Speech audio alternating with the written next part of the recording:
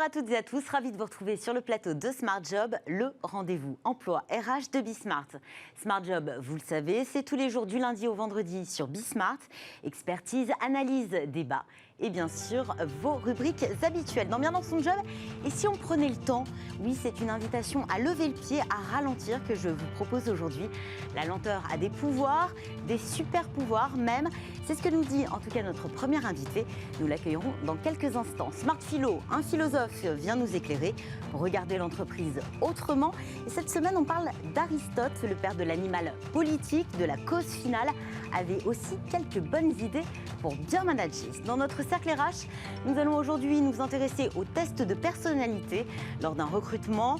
Vous avez peut-être déjà été amené à répondre à l'un d'entre eux. L'objectif est assez clair, aider le recruteur à mieux cerner votre vraie nature, à savoir si vous êtes ou non la personne idoine pour le poste. Mais ces tests sont-ils des outils efficaces ? Quelles en sont les limites? On en parle avec mes invités dans le cercle RH. Ce sera en seconde partie d'émission. Et puis avant de nous quitter, fenêtre sur l'emploi dans l'industrie du luxe, des métiers divers, variés, des savoir-faire d'excellence. Quelles sont les opportunités à saisir dans ce secteur? C'est ce que nous verrons en toute fin d'émission. Vous avez le programme, vous êtes prêts? Alors Smart Job, c'est parti.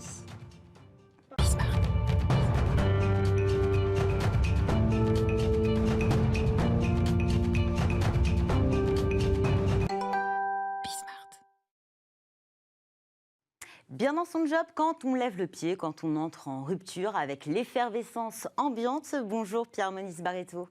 Bonjour. Vous êtes le cofondateur et directeur de l'Académie des intelligences humaines. Vous déployez une expertise via différentes approches spirituelles, corporelles, émotionnelles, cognitives, holistiques. Vous êtes également l'auteur de ce livre, Slow Power, le super pouvoir de la lenteur, paru aux éditions Mardaga. Alors, la lenteur, on l'associe communément à quelque chose d'assez péjoratif, normalement. On est lent quand on est mou, on est faible, peu productif, assez indécis. Comment vous en êtes arrivé à vanter les mérites de la lenteur, au final ? D'abord par accident. Je suis sorti miraculeusement indemne d'un accident de voiture en 97. Et ça a représenté le début d'un temps de décélération dans ma vie professionnelle. Donc cet accident vous a ralenti, ouais, dans un rythme qui était effréné auparavant. Plus effréné, oui. Et du coup, j'ai découvert les vertus de la décélération et qu'on pouvait continuer d'être efficace en étant décéléré, y compris dans le domaine professionnel, pas que dans la vie perso. D'ailleurs, votre livre s'appelle Slow Power. C'est un pouvoir, la lenteur ? Il y a du pouvoir dans la lenteur. La lenteur en elle-même n'est pas un pouvoir, ça dépend de comment on l'utilise, ce qu'on en fait. Exactement. Comme tout, c'est comme tout dans la vie. Non, mais vous aviez raison tout à l'heure en disant qu'il y a une connotation négative et effectivement, il faut la déconstruire. Si vous regardez dans les dictionnaires aujourd'hui, que ce soit les dictionnaires classiques comme le Littré ou le Larousse ou bien même dans Wikipédia, la rapidité, dans la définition, est encore associée à la notion de gain, de performance, etc., tandis que la lenteur est associée à des notions négatives. C'est-à-dire donc il n'y a aucune valorisation de la lenteur. Ça veut dire qu'on n'a pas encore reconnu et valorisé que dans la lenteur, il y avait, une puissance, du potentiel, de la potentialité qu'il fallait savoir l'utiliser à bon escient. Aujourd'hui, on a le sentiment que tout va très vite. Il faut être rapide, il faut être dans la réaction immédiate. On est aussi abreuvé d'informations.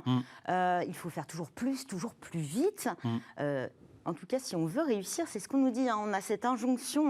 Vous allez totalement à contre-courant. Non. Finalement, c'est-à-dire qu'en fait, on peut faire avec ce climat ambiant qui va vite, mais se dire à un moment... Stop, je ralentis. Alors c'est vrai qu'il y a un moment décisif de décision et de volonté. Ce n'est pas qu'une question de petite gestion d'outils, d'optimisation du temps ou des choses comme ça. Il y a vraiment quelque chose qui vient de soi, qui est de l'ordre de la volonté, de la décision que je prends. Qu'est-ce que je fais de mon temps? Qu'est-ce que je fais de mon rythme? Et c'est autant pour se préserver soi, et on en a bien besoin effectivement, dans le climat d'accélération, etc., que pour y gagner. Sur certains sujets, comme par exemple, effectivement, bénéficier en clarté d'esprit alors qu'il y a l'infobésité autour de nous.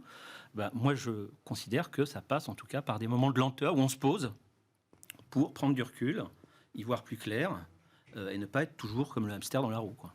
On va revoir la lenteur en termes de gains, mais quels sont les risques à vouloir aller trop vite? Ou à être obligé d'aller trop vite d'ailleurs?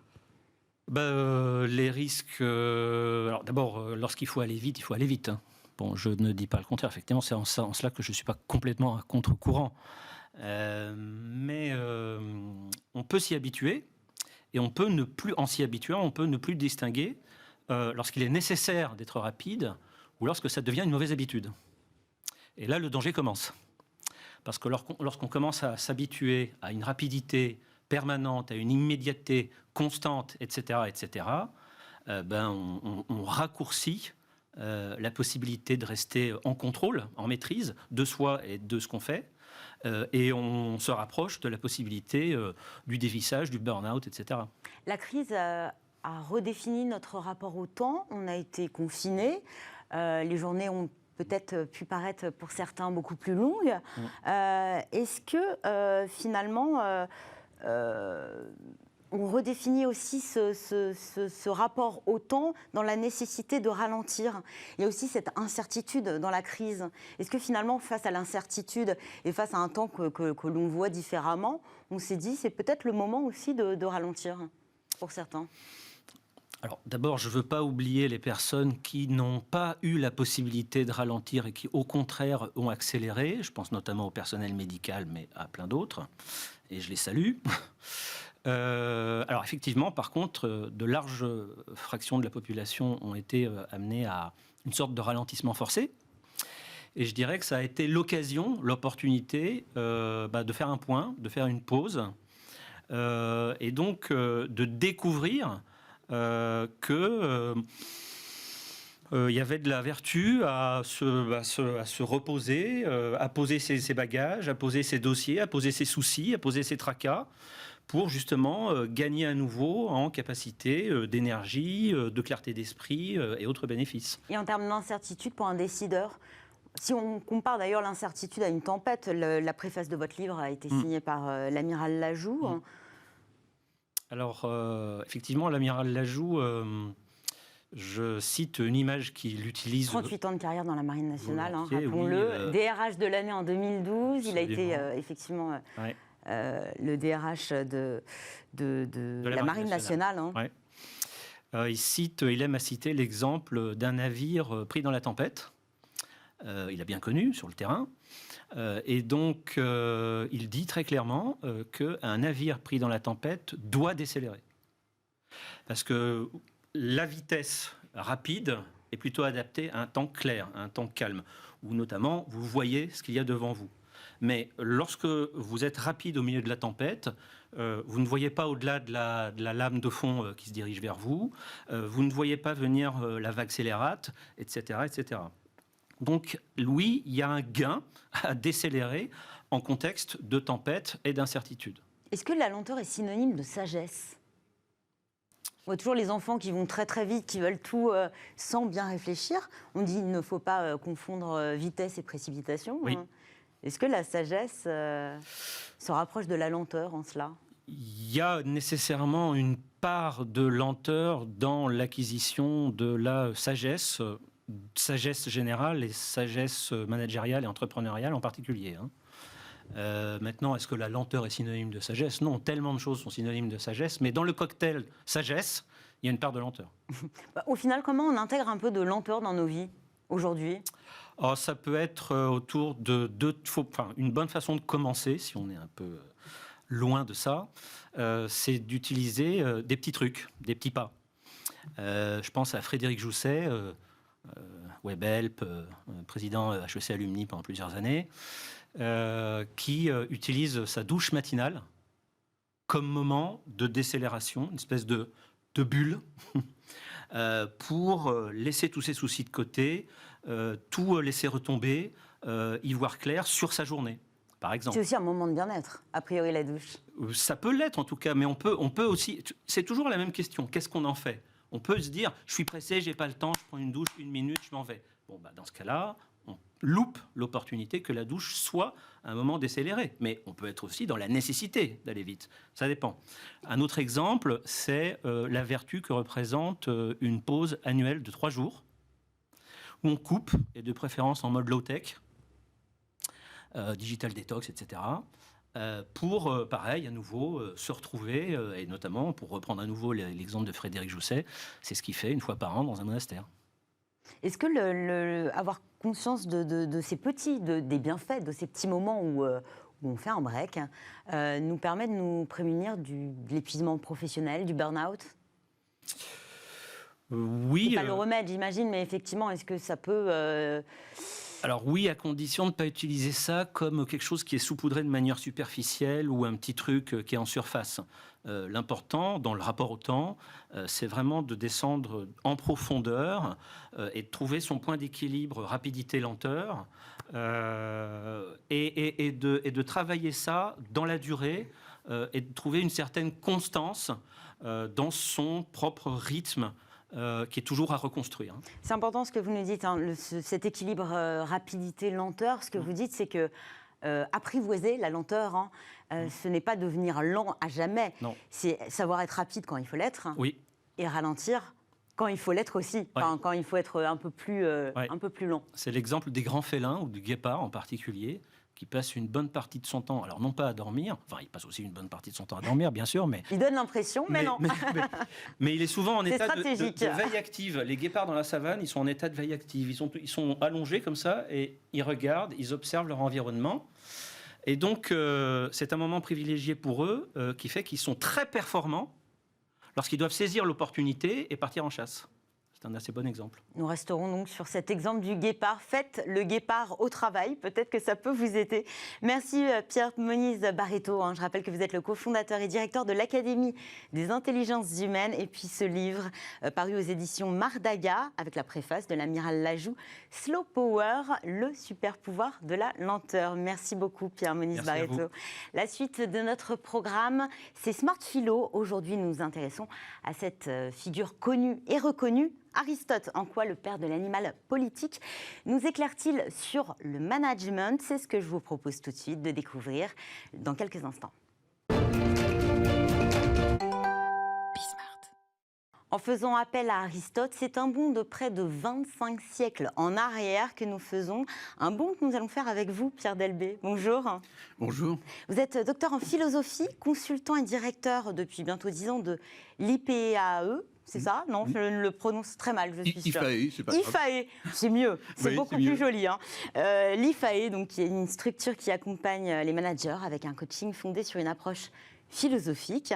Vous avez signé ce livre paru aux éditions Mardaga, Aristote 10 clés pour repenser le management. Pourquoi vous avez choisi Aristote et vous lui avez consacré un livre tout entier? Alors Aristote, parce que c'est un philosophe que je trouve passionnant, que je connais bien depuis longtemps. Qu'est-ce qui est intéressant chez Aristote, c'est que, en fait, quand on parle du management, il faut savoir une chose, c'est que le management, ça vient étymologiquement de la main. C'est une tenue. Management et main, c'est la même étymologie. Lorsqu'on regarde l'étymologie également de management, maneggiare, au XVIIe siècle, ça voulait dire simplement prendre un cheval par la main et l'amener au manège. Même étymologie que management, manège. Et donc, vous voyez, c'est cette tenue. Et en fait, le management, c'est ce geste simple, fondamentalement, qui consiste simplement à tenir un cheval de telle façon qu'il ne l'aille pas à huer à dia et en même temps qu'il ne soit pas paralysé. C'est un entre-deux. Mais c'est la sécurité aussi. C'est pas uniquement donner des ordres. Hein. Et non, surtout pas. Surtout pas. Et c'est pour ça, si vous voulez, que j'aime beaucoup Aristote, parce que Aristote, qu'est-ce qu'il dit? Il dit qu'en matière pratique, l'excellence humaine est un juste milieu. C'est un entre-deux. C'est ce qu'il appelle arrêter, en grec, ça veut dire l'excellence. Et cette excellence est un juste milieu, ni trop, ni trop peu. En fait, effectivement, j'ai l'impression qu'il concilie beaucoup de choses. La contemplation et l'action d'une part, l'éthique, l'efficacité, la passion et la raison, le collectif et l'individu. Oui. Ce sont presque des notions antinomiques et en fait, il arrive à faire la synthèse. Il fait effectivement, Tout à fait. Il arrive à faire une synthèse que je trouve extrêmement intéressante, pour reprendre un exemple de ce que vous dites, entre éthique et efficacité.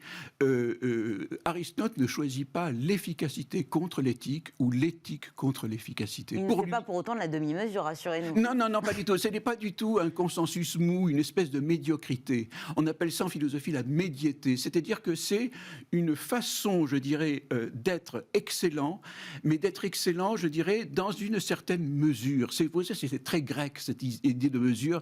C'est Solon qui disait, c'était sa devise, rien de trop. Voilà.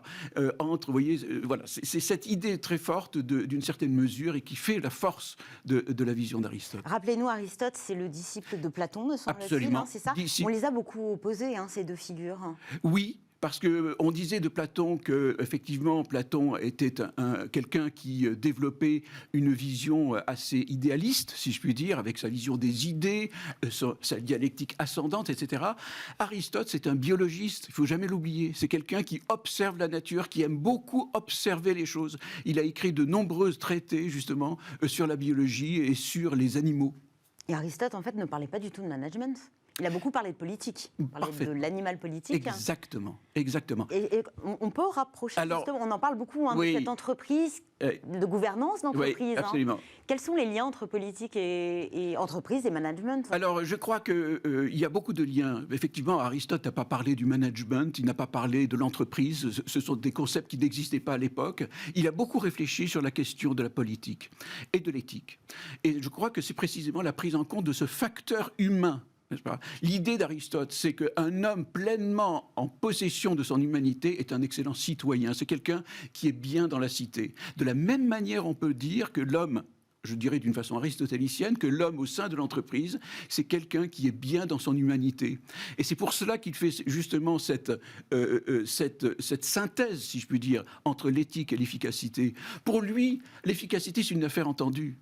L'homme éthique ne peut pas ne pas être efficace. Un homme éthique qui serait sans efficacité, ce n'est pas vraiment un homme éthique, parce que ce n'est pas un homme prudent. C'est le grand mot d'Aristote qui est très important pour comprendre justement qu'un homme prudent, c'est quelqu'un qui est à la fois sur le registre de résultats et en même temps sur le registre de l'humanité.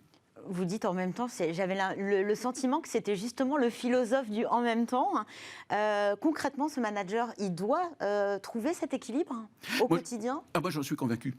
Pourquoi ? Vous avez deux façons de faire. De management, je dirais, il y a deux grandes directions. Il y a le management directif qui est lié à l'obéissance des personnes qui, sont au garde à vous, etc.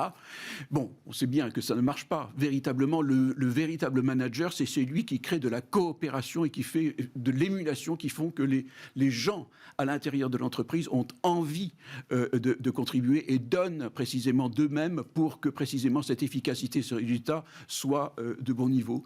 Vous savez, la question de l'engagement est une question clé.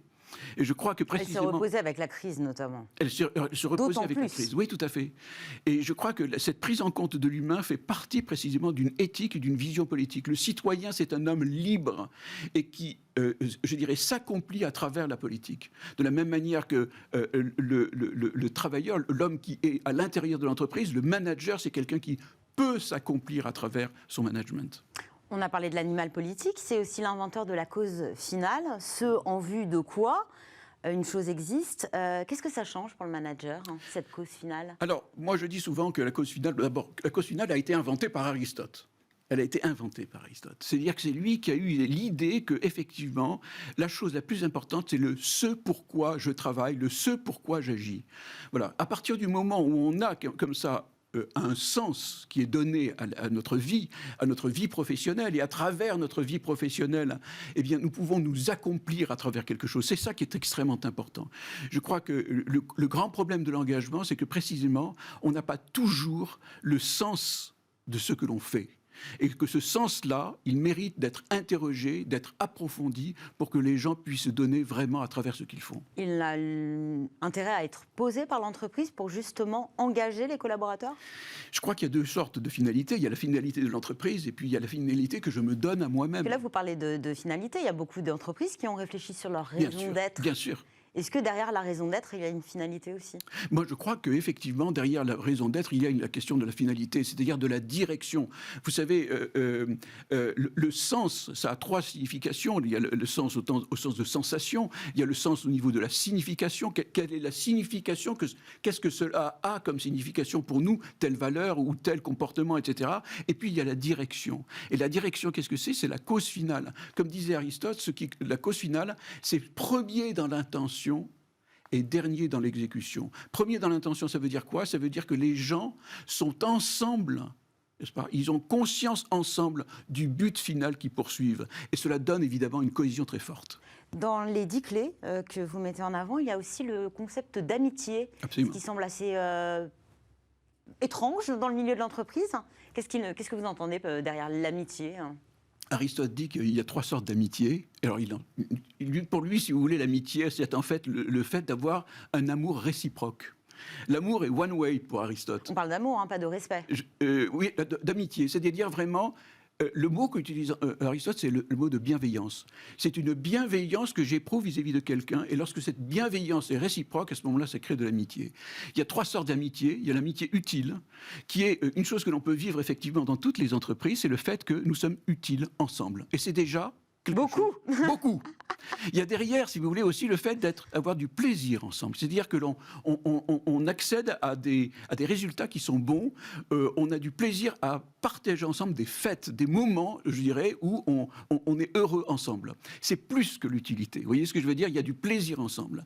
Et puis, il y a troisièmement, dit Aristote, ce qu'il appelle l'amitié honnête. On ne partage pas seulement quelque chose qui est de l'ordre de l'utilité, ou pas seulement non plus quelque chose de l'ordre du plaisir, mais il arrive que l'on peut partager aussi des choses qui sont de l'ordre des valeurs communes.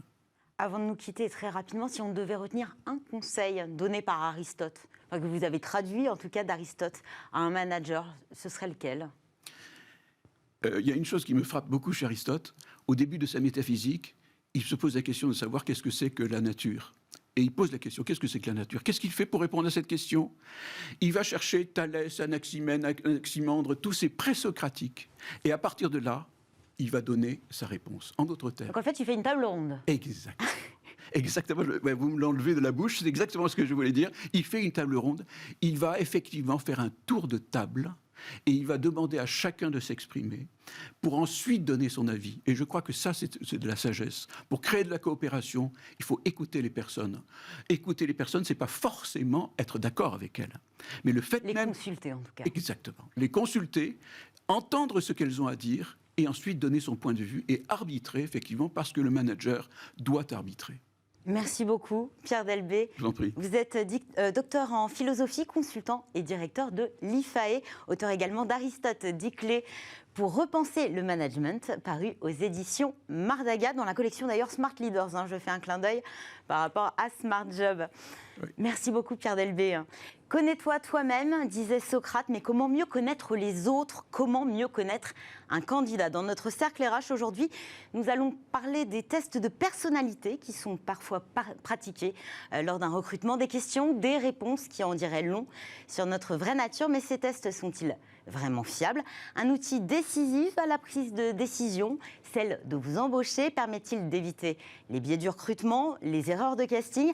On en parle avec mes invités dans notre cercle RH. Restez avec nous, c'est juste après cette courte pause.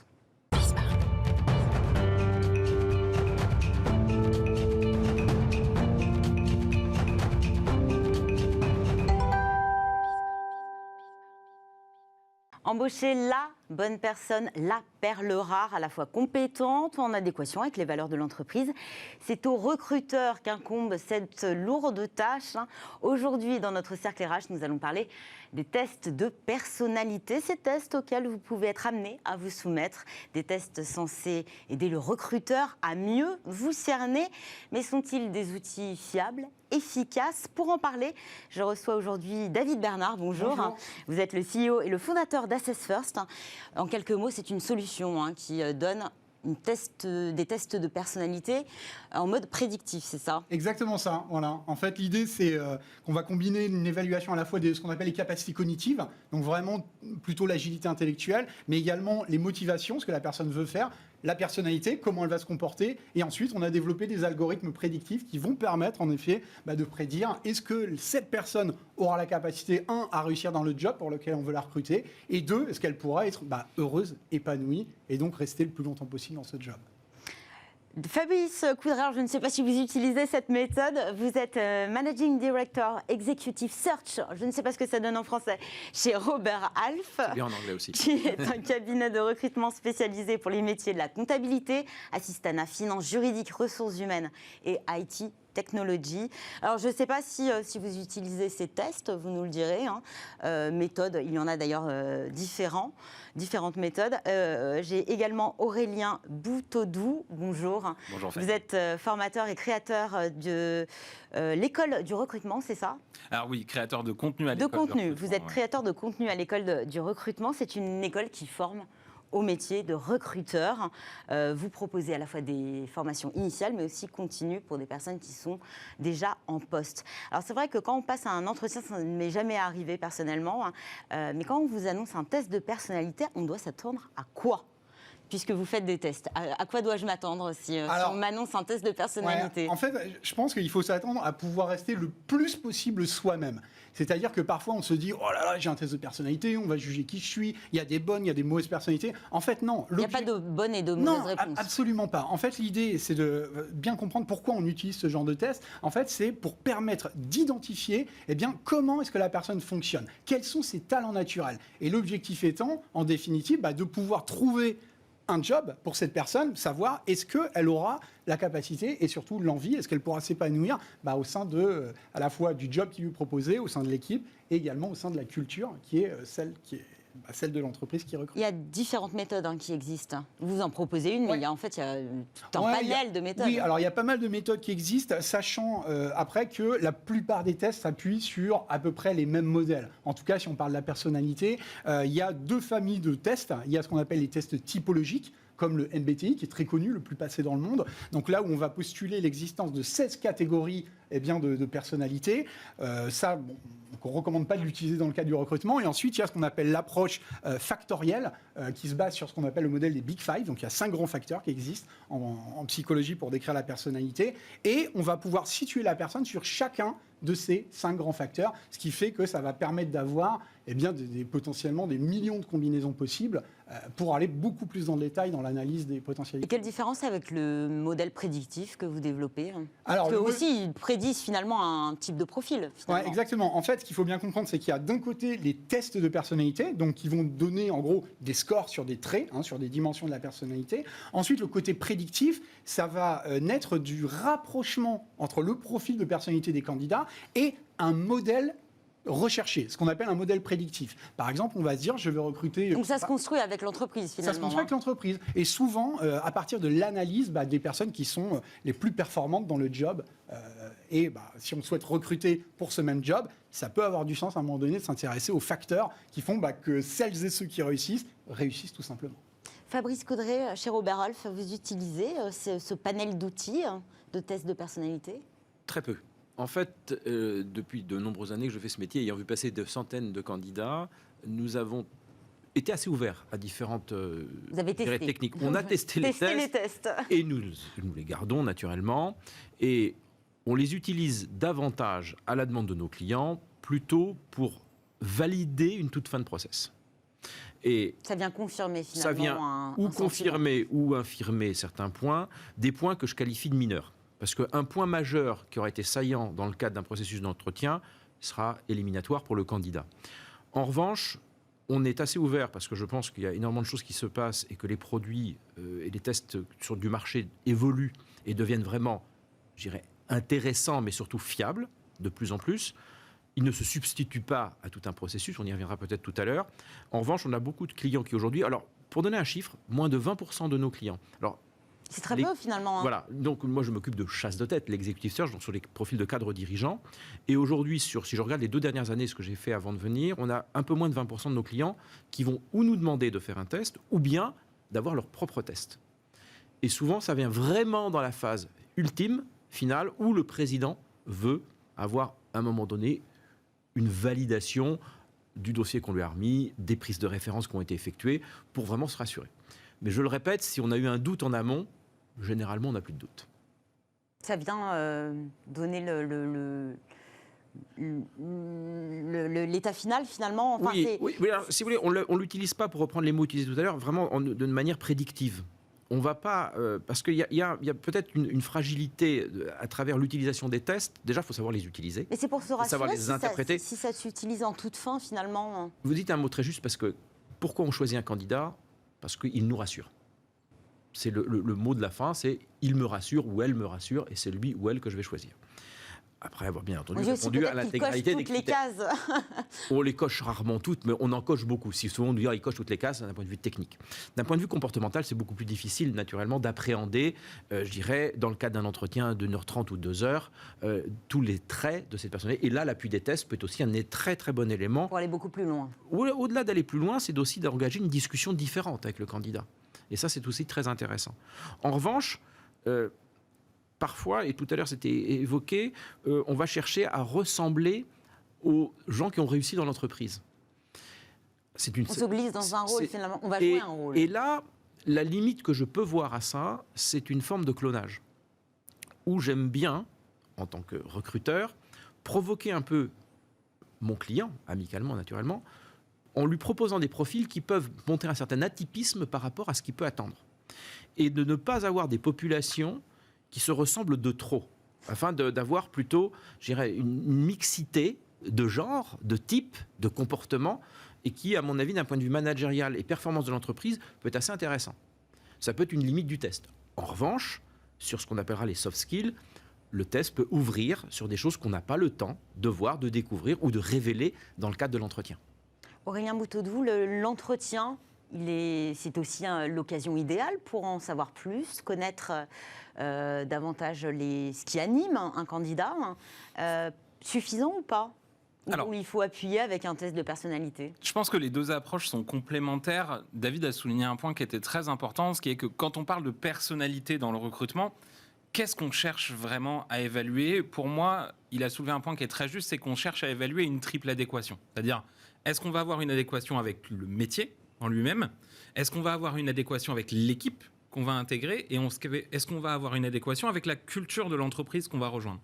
Et au final, au niveau des comportements attendus dans certains métiers, dans certaines équipes et dans certaines entreprises, il va y avoir certaines choses qu'on va attendre.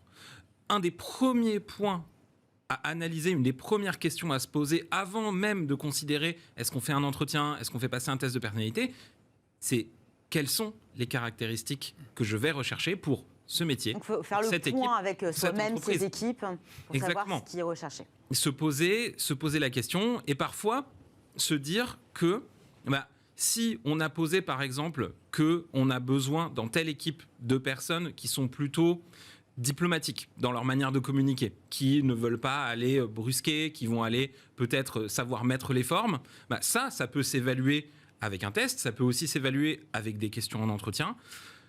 Tout est justement sujet de savoir, comme le disait monsieur à côté, tout simplement de se dire, est-ce que les techniques qu'on va utiliser pour évaluer vont être suffisantes indépendamment pour nous aider à arriver à une décision ? Ou est-ce que justement on va utiliser une combinaison de techniques, c'est-à-dire des entretiens et des tests, puisque ma question, c'est qu'on évalue peut-être effectivement si la personne va rentrer en adéquation avec les valeurs de l'entreprise, si elle va bien s'entendre avec ses collègues. On fait ça hors environnement. Est-ce qu'on peut prédire vraiment à l'avance le comportement de quelqu'un qui aurait répondu à, vous allez nous dire vraiment à quoi ressemble un test, à quelques questions ? Est-ce que finalement on peut vraiment en tirer l'essence d'une personnalité juste à travers une batterie, certes, de questions, peut-être une centaine de questions ? Est-ce qu'on a vraiment la personnalité de quelqu'un ?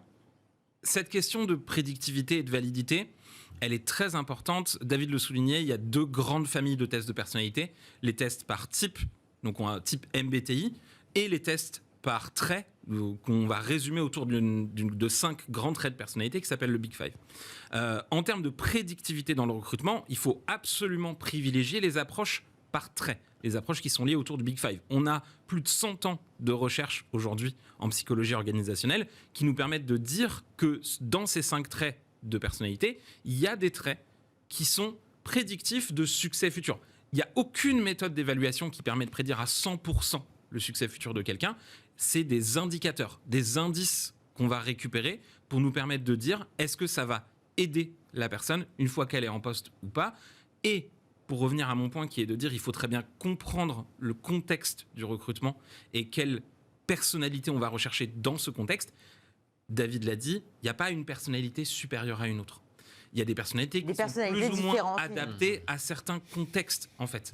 Donc, il faut être très conscient du contexte du poste et, du coup, se poser la question de, dans ce contexte-là, quelles sont les personnalités qui, peut-être, ont eu le plus de succès par le passé ou, éventuellement, quelles sont les personnalités qu'on aimerait faire intégrer dans le groupe pour apporter quelque chose de différent. De nouveau, peut-être. De nouveau, absolument. Bon, concrètement, je passe l'un de vos tests. Qu'est-ce qu'on va me poser comme question? Alors, en fait... c'est façon QCM? Oui, c'est façon QCM. En fait, vous avez, encore une fois, tout dépend. Est-ce qu'on est sur des tests plutôt cognitifs? Donc là, ça sera des exercices à résoudre. On peut mélanger tout. Ah, ou là, des exercices. Ouais. On fait reconnaître des formes dans des taches d'encre. Alors non, ça, c'est pas ça. Ça, c'est une approche clinique qui n'a rien à voir. Qu'il faut surtout pas utiliser en recrutement. D'accord. En gros, vous allez avoir, par exemple, 2 affirmations qui renvoient toutes les deux à des comportements qui n'ont rien à voir l'un avec l'autre. Et on va vous demander de sélectionner parmi ces 2 affirmations celle qui vous correspond le plus. Oula. Et l'idée, c'est de... Alors, bon, si on répond à 1 ou 2 questions, ça ne va pas nous apprendre grand-chose sur le candidat. Mais quand on va croiser tout avec tout, au final, ce qui est intéressant, c'est que non seulement on va pouvoir voir un petit peu quelle est l'organisation. Quelques questions. Alors, pourquoi suis-je unique? Ah, grande question. Voilà, c'est presque philosophique, on pourrait en faire une dissertation. Je n'arrive pas à lire la réponse, mais... Je sais prendre les décisions pour le groupe. Ah, merci, vous êtes beaucoup capable de me faire apprécier de presque n'importe qui. C'est quoi le rapport avec l'unicité de la personne? Qu'est-ce qui vous rend unique? Qu'est-ce qui fait que vous êtes vous, en fait? Et en fait, l'idée, après, la réponse à une question, ça ne va pas nous renseigner sur grand-chose, mais c'est vraiment, en fait, qu'on va chercher, c'est la convergence des réponses vers certaines dimensions. Voilà, je comprends l'idée, c'est de voir comment vous trouvez par rapport à un groupe. Est-ce que vous êtes leader? Est-ce que vous arrivez à vous fondre dans la masse et à être Parfois, ça sera travailler en équipe aussi? Et vous aurez des questions sur l'équilibre émotionnel, sur l'organisation, la créativité, l'inventivité, la gestion du changement. Et encore une fois, l'idée de ces tests... Après, ça se base sur un ressenti. Ça se base toujours sur la perception que l'individu a de lui-même. Bien évidemment. Donc quand on se connaît bien... on répond plus facilement aux questions. Alors, on répondra peut-être plus facilement aux questions. Et d'ailleurs, on évalue donc pas seulement les scores que les personnes vont obtenir sur chacune des dimensions, mais également le comportement de la personne pendant le test. C'est-à-dire, est-ce qu'elle va prendre du temps? Si oui, sur quel groupe de questions? Est-ce qu'elle tente de changer ses réponses ou pas? Et quand on est stressé, ça donne quoi? Ça biaise les résultats? Alors, ce qui va se passer, c'est qu'on va évaluer, il y a 2 choses. Il y a l'anxiété état et l'anxiété... on est tous stressés en entretien. Alors, on est tous plus ou moins stressés. Et ça, c'est typiquement, c'est l'anxiété état, mais qui est à distinguer de l'anxiété trait. L'anxiété trait, c'est un trait de personnalité. Il y a des gens qui sont plus ou moins anxieux que les autres. Et après, il y a l'anxiété état. Si je suis en entretien, si je passe à la télé, peut-être que je suis plus stressé ou pas. Et donc ça, en fait, on va faire en sorte de le neutraliser pour faire en sorte que derrière, quand on dresse le portrait psychologique de la personne et quand on évalue son adéquation avec un job, ce ne soit pas parasité justement par ce genre de choses. Mais ce qu'il faut savoir... Quand ça passe dans la moulinette des algorithmes, il en ressort un profil type, enfin type, non, c'est pas type, donc qui mixe différents profils types, j'imagine. Alors en fait, il y a le profil de la personne. Donc par exemple, vous passez un test, vous avez votre profil, et derrière, on va le comparer par rapport à ce qu'on appelle un modèle prédictif, qui est ce qu'on pourrait appeler rapidement un profil type. Mais ce qu'il faut savoir, je reviens sur la notion de clonage, c'est-à-dire qu'en fait, on ne va pas rechercher exactement les mêmes personnes. C'est-à-dire que sur 40 traits de personnalité, peut-être qu'il y en a 5, 6 au maximum qu'on va chercher. Et l'idée, justement, c'est au contraire d'apporter beaucoup plus de diversité. Parce qu'on va dire, sur ces critères-là, ces 5, 6 critères dont on sait qu'ils sont essentiels pour réussir, on ne va pas faire l'impasse. C'est-à-dire que là, vraiment, on se fixe un standard. En revanche, sur tous les autres critères, les, peut-être 34 autres critères, eh bien là, peu importe comment se situe la personne, la candidate ou le candidat. Et ce qui fait que ça permet, au contraire, je trouve, de se départir de critères qu'on avait l'habitude d'utiliser autrefois dans le recrutement, comme les écoles par lesquelles les personnes étaient passées, ou encore les nombres d'expériences dans un secteur à peu près similaire, pour véritablement ouvrir un peu ses chakras, ouvrir son sourcing et aller trouver des candidats auxquels on n'aurait pas pensé, mais qui peuvent très bien faire le job au final. Fabrice Coudray, comment vous ouvrez votre sourcing sans passer par les tests de personnalité? C'est un point essentiel, c'est un point hyper important parce qu'effectivement, la France est un pays très standardisant en termes de recrutement. Les États-Unis ont une vision complètement différente. Les Anglo-Saxons, au sens large, ont une vision très différente. En revanche, la France reste, et on a beau se battre depuis des années pour essayer de casser certains codes sectoriels, académiques, ça reste toujours très compliqué. Alors, je pense que c'est le travail du recruteur. C'est pour ça que notre place reste C'est un métier. importante. Et ça c'est s'apprend. un vrai métier. Ça s'apprend en faisant beaucoup Sur le tas aussi, ouais, hein. je pense. C'est l'expérience. Même s'il faut commencer par une bonne école. Mais l'expérience pèse beaucoup et c'est là où on a une capacité d'influence ou d'orientation auprès de son client, qui va vous dire « j'aimerais beaucoup, malgré tout, qu'il me ressemble ». Il ne le dit pas, mais c'est un petit peu dit comme ça. Mon école, mes parcours académiques, Parce les que ça nous secteurs rassure rencontrés, aussi, c'est ce qu'on disait parce tout que à l'heure. naturellement, ça nous rassure.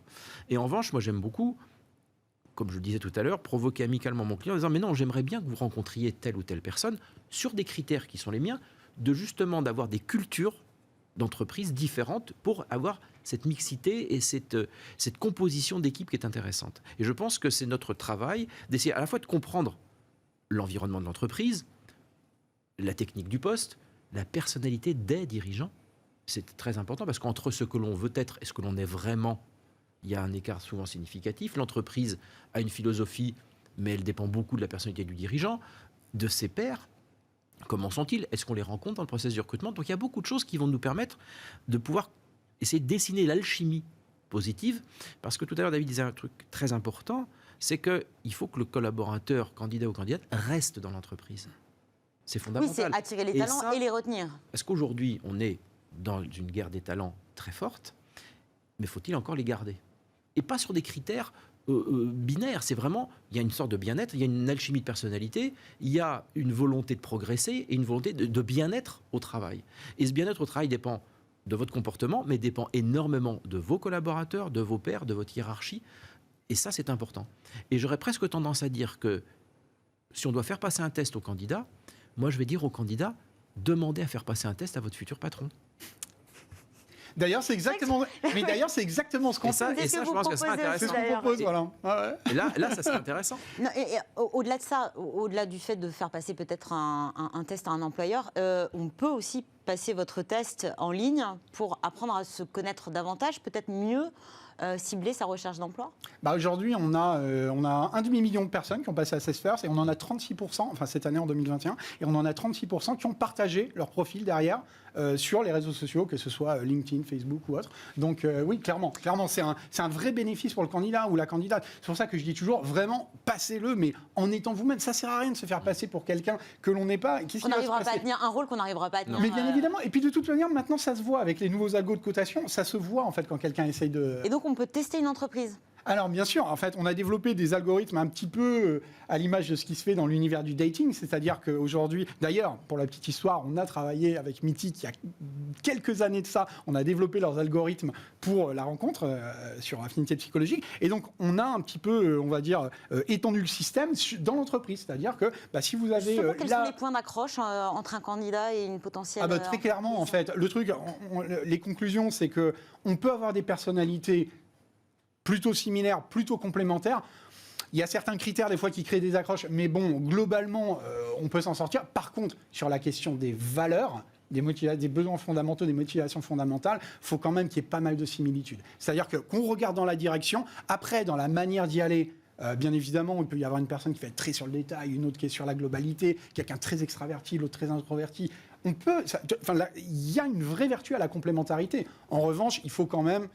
mieux que les personnes, soient mises en mouvement par des... Qu'on aille dans la même direction malgré tout. J'ai vu vous opiniez du chef sur les valeurs. Les valeurs communes, c'est quand même le moteur, effectivement, qui va permettre d'aller dans la bonne direction. Mais c'est tout ce qui est à côté qui va permettre justement de pouvoir avoir des équipes de management qui vont être complémentaires les unes aux autres. Si on se ressemble de trop, on neutralise, je dirais, la performance collective, j'entends. Et c'est pour ça qu'il est important de ne pas tomber dans un piège de trop de similitudes et d'avoir justement des équipes qui vont avoir une complémentarité parfois, ça peut être un peu clivant dans le quotidien, dans la gestion quotidienne. Et c'est justement le talent des managers de pouvoir gérer des équipes qui vont être complémentaires. Pas toujours si facile que ça. Sauf qu'on a beaucoup parlé des biais du recrutement, donc on a tendance effectivement à rechercher le même type de personne ou à peut-être en évincer la réussite d'un bon recrutement n'est pas toujours justement de répondre à 100% des critères. Répondons à 90 et provoquons avec 10% des critères ou 80-20. Et c'est aussi là qu'on doit monitorer quelque part. Alors ça, c'est pas de la science, c'est pas de l'intelligence artificielle, c'est de la sensibilité, c'est de l'expérience, c'est de la conviction, et puis d'avoir une lecture du candidat en lui disant vous n'allez peut-être pas ressembler complètement à vos collègues de demain, mais vous allez justement avoir un apport de compétences, de comportements qui va permettre justement à la fois de justifier votre statut, votre évolution dans l'entreprise. Mais tout dépend, à nouveau, on parle du dirigeant qui va accepter cette part de risque. Aurélien Boutodou, c'est soft skills, parce que c'est ça, on parle de sensibilité, de personnalité. Elles ont vraiment pris le pas sur les compétences dures, les hard skills, parce que les compétences en elles-mêmes... Pas nécessairement. Je pense que Patrick... Fabrice, pardon, désolé. J'ai des soucis avec les prénoms. Me rejoindra, je pense, là-dessus. Lorsqu'on échange avec des clients, la première chose dont on parle, et les recruteurs avec lesquels j'échange en formation, c'est... Aujourd'hui, je veux être certain sur ces hard skills, sur ces compétences que je vais rechercher, d'avoir ce que je veux. La grande différence que je trouve avec les recruteurs avec lesquels j'échange aujourd'hui, c'est qu'ils ont beaucoup plus de certitude sur leur manière d'évaluer ces hard skills que sur leur manière d'évaluer ce qu'on appelle des soft skills, alors qu'il y a un terme que je n'utilise pas du tout. Soit on le sait, soit on ne le sait pas. Là, c'est vrai qu'il n'y a pas effectivement de bonnes et de mauvaises réponses. Donc finalement, comme on est en fait, la difficulté, elle ne vient pas de la technique d'évaluation. Pour moi, elle vient beaucoup plus régulièrement de la difficulté à définir qu'est-ce qu'on recherche, en fait. Je pense que pour beaucoup de recruteurs ou de managers qui recrutent... Pour quelqu'un une entreprise qui ne saurait pas quel est son candidat idéal, inutile de passer par un test de personnalité. Inutile de passer par n'importe quelle technique d'évaluation. Fondamentalement, si on ne sait pas ce qu'on cherche, on peut utiliser tous les outils qu'on veut, on n'arrivera pas à le trouver. Vous pouvez utiliser un baromètre pour mesurer la température, ça ne fonctionnera pas. Donc le grand principe, c'est de se poser en définition de besoin les questions qui sont fondamentale et nous, la méthodologie qu'on enseigne à l'école pour travailler sur cette définition de besoin, c'est ce qu'on appelle la méthode des incidents critiques, c'est-à-dire de regarder sur un poste donné ou dans une entreprise donnée des vraies histoires de personnes qui ont et où on peut partir, si on le souhaite, d'autres entreprises qui auraient déjà employé des gens sur des métiers similaires. Mais des vraies histoires de personnes qui ont soit fait des choses qui ont amené des très bons résultats ou des très mauvais résultats. Ce côté critique de savoir si de plein de situations différentes, on peut tirer des comportements très concrets. Soit des comportements qui sont liés à des compétences métiers, soit des comportements qui sont liés à des compétences qui sont appelées soft. Mais au final, nous, ce qu'on appelle des compétences culturelles, c'est-à-dire dans la manière de fonctionner de l'entreprise, c'est quoi, j'allais dire, le réflexe, la voie de la moindre résistance dans certaines entreprises de fonctionnement. Est-ce qu'on va plutôt privilégier, je le disais tout à l'heure, par exemple, la diplomatie ou la franchise? Est-ce qu'on va plutôt se dire qu'on va avoir une organisation qui va être très cadrée, où on va avoir des processus avec soi-même avant? Absolument. C'est vraiment ce qui va définir. Et après, évidemment, je le disais, d'utiliser des techniques valides qui ont un background scientifique validé, en particulier en psychologie organisationnelle. Ça, c'est vraiment, vraiment le plus important. En termes de cadre, si on me propose un test, est-ce que j'ai le droit de refuser? Oui, théoriquement, vous avez le droit de refuser, oui, complètement. Absolument. Après, bon, mettez-vous dans la peau du candidat, on lui présente un process, on lui dit, voilà, le process, c'est comme ça. Après, si tu veux, tu peux refuser. C'est comme une référence, finalement, non. Bon. Non, merci. Voilà. Est-ce que l'employeur a des droits, des obligations vis-à-vis l'obligation, la première, c'est d'informer, en fait, les candidates et les candidats sur le process et les méthodes qui vont être présentées, bien sûr. Si on voit qu'on a des cases à cocher, a priori, je pense qu'on est informé. Et finalement, ces résultats, parce que je pense que vous parliez d'algorithmes, j'ai l'impression qu'il y a énormément d'informations qui rentrent en ligne de compte. Elles deviennent quoi? Alors, elles deviennent quoi, ces informations? Toutes ces informations, elles sont utilisées pour faire justement des prédictions quant aux capacités des candidats à réussir à être engagés en haut de job. Après, nous, on va les réutiliser également en les anonymisant, bien évidemment. Oui, ça pose une question de gestion de données. Hein. Absolument. Vous absolument. Pas tomber dessus. Si, ils sont venus nous voir. Ils sont venus nous voir juste après. Donc il y a un consentement aussi du candidat à livrer. Il y a un consentement du candidat. Mais ce qui est intéressant, c'est que vraiment, ces infos, une fois anonymisées, peuvent être utilisées justement pour créer ce qu'on appelle des modèles de benchmark. C'est-à-dire qu'on se disait, ouais, mais si je ne sais pas de quel type de candidate j'ai besoin, comment est-ce que je fais parce que c'est quand même le point de départ. Aujourd'hui, en analysant des millions et des millions de données qui ont été recueillies dans des dizaines de milliers d'entreprises, on est capable de vous dire, voilà à quoi ressemble globalement, je sais pas, un account manager, un chef de projet dans le marketing, une autre ou un autre de caisse. Mais alors, bien évidemment, ça ne sera jamais le profil tel qu'il serait idéal chez vous, avec votre culture, dans votre entreprise. Ceci étant, ça donne quand même des informations, des références, on va dire. Qu'est-ce que vous pensez de ces tests plutôt façon gaming, hein? On ne vous demande pas de répondre à des questions, mais plus de l'immersion, comme des gros team building, mais qui seraient lors d'un processus de recrutement, ou peut-être un escape game, pourquoi pas, hein. Est-ce que ça, c'est peut-être... aussi valable pour cerner non seulement la personnalité, mais aussi la manière dont, dans l'avenir, cette personne se comportera face à telle ou telle situation de stress, notamment. Je pense que l'idée est bonne. On ne l'a pas expérimenté, mais je trouve que l'idée est bonne parce qu'effectivement, on disait tout à l'heure, quand on aborde un test, il faut être le plus naturel possible. Et on est tout sauf naturel dans le cadre d'un entretien d'embauche. On n'est pas si naturel que ça.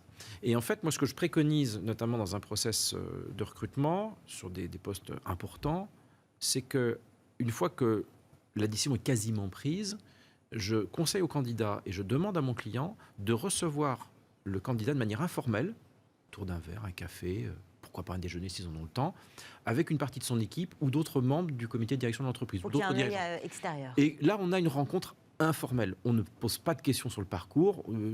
Ils ont pu voir le CV ou pas de la candidate ou du candidat, mais d'avoir une rencontre informelle, d'avoir un échange où le naturel doit être présent. Ça permet ça permet au candidat déjà d'avoir une sensibilité différente et de ne pas voir son interlocuteur dans le cadre de l'entretien et de voir la communauté avec laquelle il va vivre et évoluer. Et là, il y a une sorte de buy-out. Il va dire, j'ai envie de passer des journées avec ces gens-là. Et eux peuvent dire, oui, il ou elle est sympa. Ou effectivement, on sent qu'il y a une compétence avec ça. Donc ça, c'est pas. On est loin de votre idée de l'escape game ou de ce type de processus, mais je pense que c'est une bonne démarche parce qu'on révèle d'autres qualités, on révèle d'autres choses qui peuvent être importantes dans l'appréciation. Dans le cadre, pas le jugement, mais l'appréciation du candidat. Merci à tous les trois. Merci beaucoup. Merci à vous, David Bernard, CEO et fondateur d'Assess First.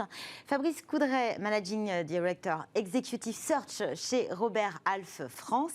Et Aurélien Boutodou, formateur et créateur de contenu à l'école du recrutement. Restez avec nous. Smart Job, ce n'est pas terminé. Tout de suite, c'est Fenêtre sur l'emploi.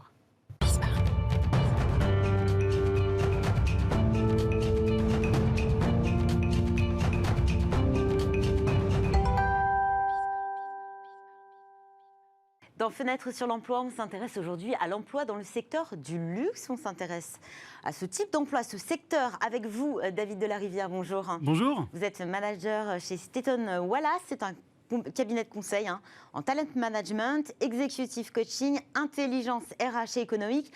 Vous avez un côté coaching, mais aussi chasseur de tête, c'est ça? Exactement. On est un collectif de 6 associés dont je fais partie, une vingtaine de collaborateurs. On a 3 métiers. L'approche directe sur des fonctions comité de direction, COMEX, du renseignement d'entreprise. On accompagne les dirigeants, les DRH, les fonds d'investissement dans la cartographie, dans la gestion de risque de manière plus large d'un point de vue RH. Et puis, on a également une activité de coaching qui est menée aujourd'hui par 2 de mes associés. Vous opérez notamment dans le secteur du luxe. Quelles sont ses spécificités en France? C'est un marché aujourd'hui qui est un marché résilient par rapport à la crise. C'est un marché qui pèse à peu près 200 milliards aujourd'hui d'euros de recettes annuelles au niveau mondial et dont la France est un des premiers grands leaders. Donc c'est un marché sur lequel effectivement on s'intéresse aujourd'hui beaucoup et qui implique un volant de recrutement relativement important puisque LVMH l'a annoncé. C'est aujourd'hui 25 000 recrutements qui sont orientés sur fin 2022, dont 7 500 en France. Combien de personnes travaillent actuellement dans ce secteur ? Alors, les chiffres varient aujourd'hui, mais Globalement, aujourd'hui, on est affaire à des fonctions très variées. C'est ça, il y a des métiers, on voit tout de suite l'image de paillettes, mais il y a aussi des métiers de l'ombre Exactement. auxquels on ne pense pas. Ouais. On peut peut-être être développeur informatique dans le secteur du luxe, mais on n'y pense pas. Vous avez totalement raison. On pense beaucoup au luxe dans le monde de la distribution. Il suffit de descendre les Champs-Élysées pour s'apercevoir des grandes enseignes qu'on peut avoir, des belles marques. On en oublie aussi le côté industriel. Aujourd'hui, la France est complètement un terreau industriel très intéressant. Je pense notamment à la Brel, par exemple, dans le nord de la France. Vous avez à peu près 10 000 personnes qui travaillent aujourd'hui pour 70 entreprises. C'est le poumon de l'industrie verrière aujourd'hui dans le monde. Vous avez aussi des grands secteurs, le secteur orléanais, le Loiret, très présent dans l'univers de la cosmétique, ou la Bourgogne, qui va être beaucoup plus orientée sur la maroquinerie. Donc, les métiers industriels sont effectivement des poumons importants dans le métier du luxe et on a tendance parfois à les oublier, c'est vrai. Il y a aussi un savoir-faire d'excellence, on pense aussi à l'artisanat. Exactement. On est en recherche de profils actuellement. Enfin, il faut les former aussi déjà, Alors, ces profils, déjà d'une part. Il y a plusieurs sujets, vous avez raison. D'abord, il y a le sujet de la formation. Je crois qu'aujourd'hui, les entreprises ont émis des politiques intéressantes. Justement, vous parliez de l'initiative d'LVMH. Exactement. LVMH a créé en fait des écoles internes. Il faut savoir que sur les à peu près 7500 personnes qui comptent recruter aujourd'hui en France, c'est à peu près 5000 personnes aujourd'hui en stage, 2500 en alternance. Tout ça avec des écoles de formation en interne qui vont permettre de pousser et de faire grandir les équipes en interne. Donc c'est un vrai palier. Et puis vous avez raison, ce sont des fonctions pénuriques, complexes. On identifie assez peu des maroquiniers, on utilise difficilement l'outil de sourcing pour identifier des couturiers, par exemple. Et donc, la guerre des talents est ouverte. La guerre des talents est ouverte, mais est-ce que le tournant du Made in France, qui a un attrait très fort, notamment dans le luxe, a accentué aussi cette pénurie de talents? Finalement, on a une forte demande et assez peu de personnes qui sont formées pour ce savoir-faire très spécifique. Je crois que c'est peut-être une des chances qu'on peut avoir pendant cette crise du Covid. Ce qui fait aussi que la demande ne désemplit pas. Aujourd'hui, les consommateurs aspirent à plusieurs choses. D'abord, je dirais, à acheter local, tout simplement, régional, à acheter de la qualité et du Made in France. Et effectivement, le Made in France aujourd'hui est un vrai argument pour toutes ces sociétés du luxe qui sont en plein développement et en pleine croissance. Vous parliez d'un secteur résilient. Le luxe a souffert de la crise, mais s'en remet bien. S'en remet très bien. Aujourd'hui, un acteur comme Hermès projette quasiment 1500 recrutements sur 2025. Vous avez un groupe comme LVMH qui aujourd'hui fait quasiment 30% de croissance versus ce qu'il faisait déjà en 2019. Donc un retournement qui est effectivement très intéressant. Donc des groupes qui vont bien et qui recrutent. Et qui aident aussi à la formation. Exactement. Merci beaucoup David Delarivière. Je rappelle que vous êtes manager chez Staton Wallace. Merci d'être venu sur le plateau de Smart Job. C'est la fin de cette émission. Merci à tous de nous avoir suivis. Merci à l'équipe qui m'a accompagnée aujourd'hui. Je vous donne rendez-vous demain pour un nouveau rendez-vous de Smart Job. Excellente journée et à très vite sur Bismart.